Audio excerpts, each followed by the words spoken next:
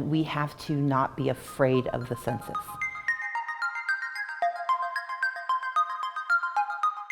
I think about it this way. If you get invited to a party and you don't RSVP and then you show up anyway, you're probably going to get the bologna sandwich and the worst seat. Right. But if you RSVP, if we answer the census, then we get to be at the party just like everybody else, and that's the mission. Why should people care about the census, especially young people? The census does two things. One, it allocates $1.5 trillion every year to our communities. And two, it is used once every 10 years to allocate political power. The problem is, if you don't get counted, you don't get the money and you don't get the power. And that's a problem. When young people are not seen, the resources they need don't show up. Young people want access to healthcare. They want to be able to go to college. They want to go to good high schools and get real opportunities. All of the money that's allocated for those purposes comes from the census, because we all pay our taxes in, and then the census says how much money goes to each state, how much money goes to each community, but also the political will to do something about it comes from the census. And in 2020, the number of people of color who gets counted will be the largest we've ever seen in our nation. Wow. But that also means the political power will be different than it's ever been before. We know that, for example, the expected undercount, so the number of people of color who will not be counted in the census, will cost $8.2 billion a year to their communities. Wow. So how does undercounting even happen in the first place? An undercount happens when they try to do the count of the people, and some people don't show up. They don't respond, they get overlooked, or they hide. And the challenge is that that happens most often with people of color, with immigrants, with children under the age of 5, with renters, and with rural communities. The consequence is that for those people in those places, they never get better, because the census only happens every 10 years. So if you're not counted, for 10 years you're invisible.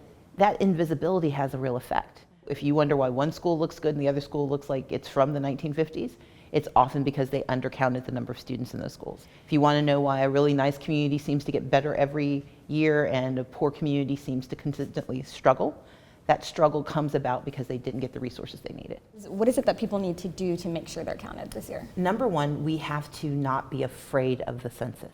So one of the reasons those communities tend not to participate is that there's a fear that something will happen if you answer it. And that fear is real, because in recent years, the Trump administration has done its best to scare people out of participating in the census.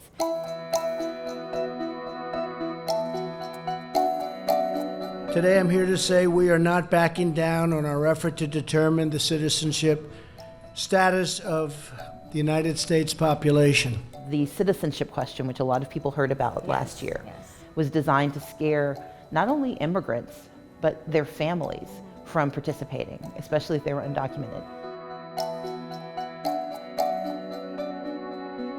We need people to recognize that when you turn in your information, they cannot use it to hurt you. We literally count every person in the US. Not every citizen, every person. Every person living here. Every person living here. So it's to the benefit of Republicans for communities of color not to be counted, for children not to be counted. Because every person that gets counted means the resources get divided up a little bit more. But it also divides the power more. The Trump administration does not want the census to work, because they know that if the census is undercounted, the people they like best will get more and everyone else will not. Right. And so we need people to respond to the census.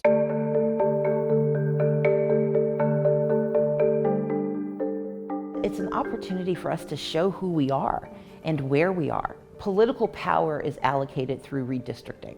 That's when they draw the political lines. A lot of folks have heard about gerrymandering.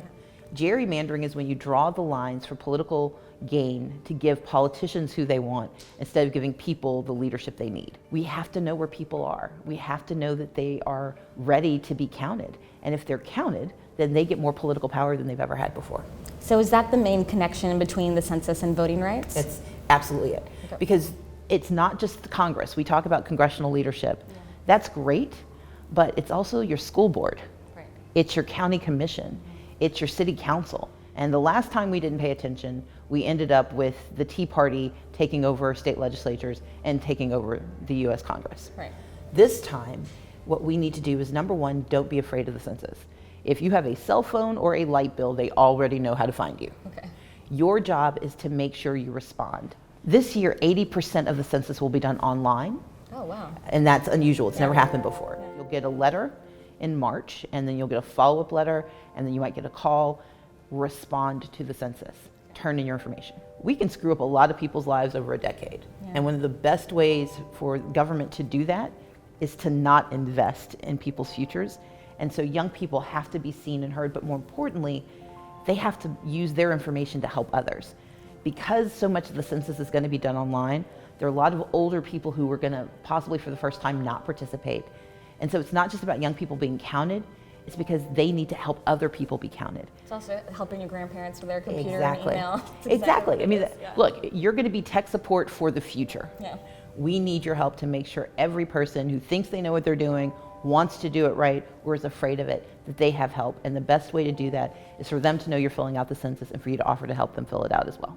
Once it's done, it's done. If they skip you, you don't get to wave your hand and say, oops, I meant for you to count me. They don't come back for 10 years. And imagine how much harm can be done in 10 years. And if we finally participate fully, imagine what good can come over 10 years.